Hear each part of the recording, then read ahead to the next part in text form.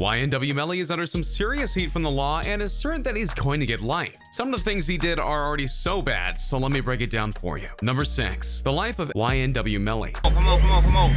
We're running G, yeah. I grew up in Guilford. This Guilford Park. Before diving into all of this, we need to examine who YNW Melly is. He was born Jamal Maurice Demons. Yeah, no, seriously, the last name Demons. In 1999. That's right, he's not even 20 years old yet. Raised in Guilford, Florida, his early life would be very quiet. Play with your bitch. This 33rd, though, you know, this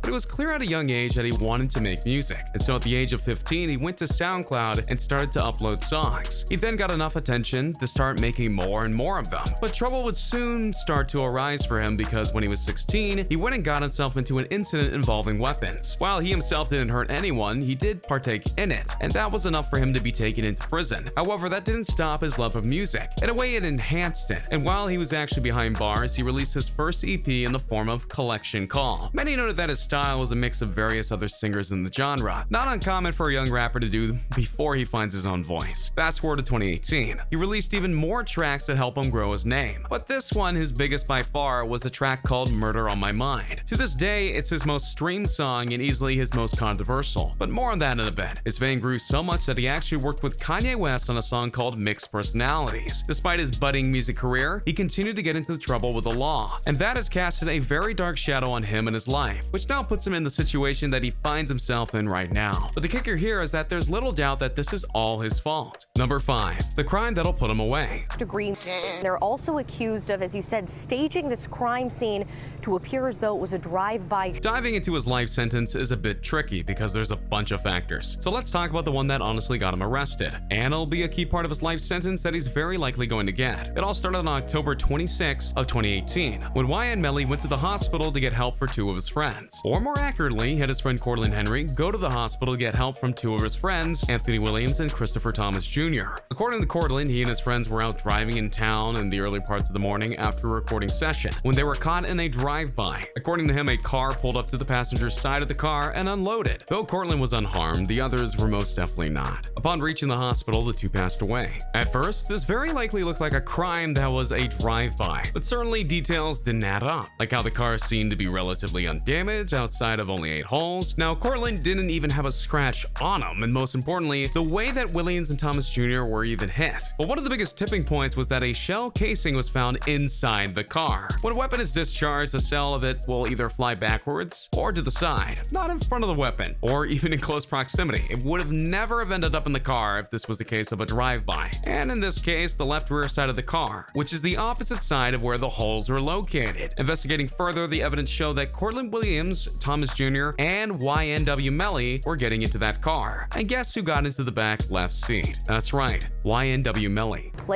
But they say through forensic evidence, they were able to determine that this crime scene was staged. If you're wondering why he wasn't at the hospital with Cortland, he admitted to the police that after the incident, he got out and went off into another car. What police believe now happened is that after the recording session, all 4 did indeed get into the car, and at some point, YNW Melly went out and took out Williams and Thomas Jr. Then to help sell the lie, the 2 went and drove the car around with these dead bodies inside of it, just so that they can have some more plausibility as to where the drive-by happened. Then they damaged the side of the car to ensure and secure the lie. YNW Melly left. Cortland went to the hospital. While it took some investigating, Demons and Henry were arrested for the unlawful passing of Williams and Thomas Jr., and they're facing serious charges because of it. Number 4. The severity of the crimes. As YNW Melly are sitting in jail charged with Anthony Williams and Christopher Thomas Jr. There are many layers to getting a life sentence. Ironically enough, causing the passing of a person is not an immediate life in prison penalty, but in some cases it is. YNW Melly is most definitely facing one of those situations right now. This is because of the heinous nature of the crime. YNW Melly hurt his friends in a very evil way, meaning that he did it in a way that was meant to be up close, personal, and without remorse. He was in the back of the car when the incident occurred, and the 2 of them didn't even have a glimpse of a warning. The unlawful passing of a person is a very serious thing, and the police know that when someone commits it, justice has to be served in one form or another. And given that he personally did the deed, that puts him in the front and center of this entire mess. But here's the thing. What might be even worse than the acts of him doing it himself is that not only did he try to cover it up, he had Cortland lie about what happened in order to hide what happened. So that's 2 people gone. con, a cover-up, and technically a conspiracy. Plus, given the nature of the passings themselves, this would be premeditated, which is actually a higher level of crime than before. An act of passion is one thing, but planning out the incident beforehand, that shows intent in every way imaginable. And that's something the police will be using to get YNW Melly the maximum sentence. Which, given all that he did, is honestly a bit easy, because all of these accounts will stack, and he'll get him life in prison without much issue, bearing mistrial and all that. And that's all before you consider certain other variables that factor into decisions like this. Number 3, past arrest. I got arrested in high school,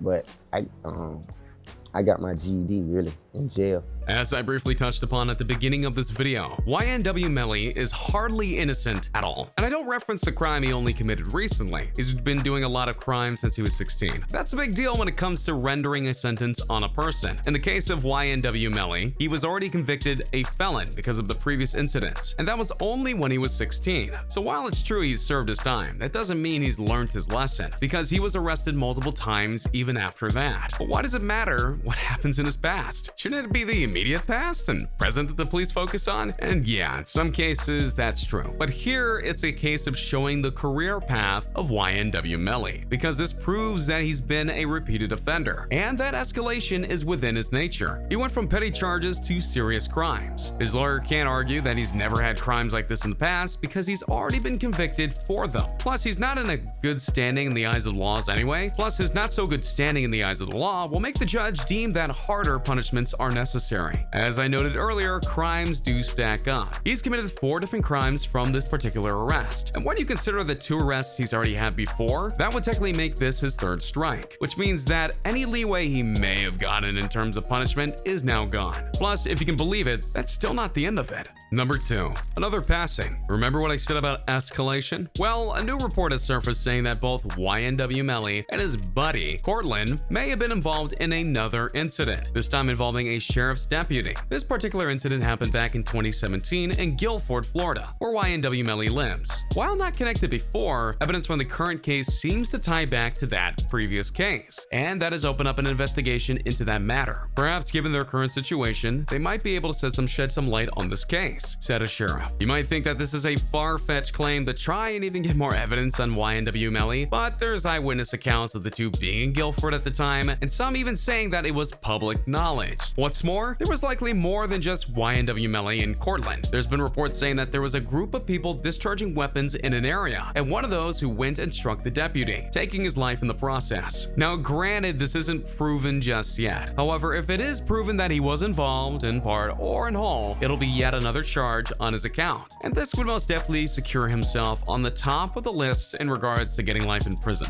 So no matter how you slice it, this could end up very bad for him, and again, it'd be all his fault. Number 1, the police are already certain of his behavior. So, Mr. Demons, you're facing 2 counts of premeditated, and the court does find probable cause. If you listen to the media, you're going to hear slanderous stories about how the police are biased towards certain people and certain races. While it's true in some cases, in most it's not, as the men and women of the law enforcement do their best to keep things like race and gender out of their decisions. However, in the case of YNW Melly, that may not be an option, and not because of a deputy that may have lost his life because of the rapper, but because one of his own tracks, Murder on My Mind. The controversial song is one that is said to personify who YNW Melly is, and the police have not only listened to the song, but they've watched the music video, and they're possibly going to use this as evidence against YNW Melly. How could it be used as evidence? Well, it's simple. It can be used to establish behavior and intent, even though it was made 18 months before the main incident in question took place. There are many who are saying that this song shouldn't be used as evidence, because not every rapper who sings about taking a life actually did that or does that. But reports are saying that police intend to use the song in some sort of fashion. Should they be allowed to do this, they would have just about every piece of evidence imaginable in order to put him away for life with no room to wiggle out of it. So there you have it. Proof that YNW Melly is going to prison for life. Do you understand all that went into this decision? Do you think that YNW Melly will actually not get life in prison? How so if not? Let me know in the comments down below. Be sure to subscribe and I'll see you next time on King Trending. Hey, just a reminder that we're changing up the giveaways. From now on, we're offering the Galaxy Note 9, the one that comes with the exclusive Fortnite skin, the new iPhone X Max, which we'll pre-order for you, and the new Apple Watch Series 4, which we'll also pre-order for you. The winner gets to decide between these 3. Make sure to subscribe, turn on notifications, drop a like, and comment the hidden message in the video for a chance to win. You got nothing to lose. Go for it.